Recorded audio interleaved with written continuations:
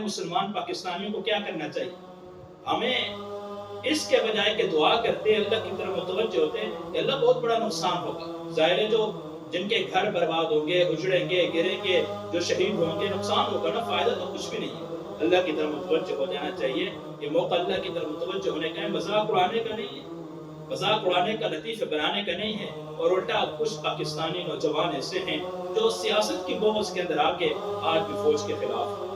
جا کے ان ماؤں سے پوچھے جن کے جوان بچے فوج کے اندر ہیں، جب وہ بارڈر پہ جا کے کھڑے ہوتے ہیں، ہمایوں آپ میرے سامنے ایک تصویر آئی، اس کے اوپر بہت بڑی ایک بات لکھی ہوئی تھی کہ باتیں کرنے والے صرف باتیں کرتے ہیں، جا کے ان ماؤں سے پوچھو کہ جو مائیں رخصت کرتی ہیں، اس ماں کی آنکھوں میں آنسو تھے، آنکھوں پہ اس نے ہاتھ رکھے ہوئے ہیں، بیٹے کو رخصت اس نے کر دیا ہے ملک کی حفاظت کے لیے۔ یاد رکھیں سیاسی اختلاف اپنی جگہ کی بات ہے، جتنے اختلافات، اپنے جو اختلافات ہیں وہ سارے کے سارے اپنی جگہ رکھیں، یہ موقع ایسے ہے کہ سارے کے سارے ایک جان کی طرح ہو، سب ایک جسم کی مانند ہو کے کھڑے ہو جائیں، سارے سیاسی اختلافات کو ایک سائڈ پہ رکھیں، وہ سارے کے سارے سب مسلمانوں کو چاہیے، سارے پاکستانیوں کو چاہیے کہ فوج کا ساتھ دیں۔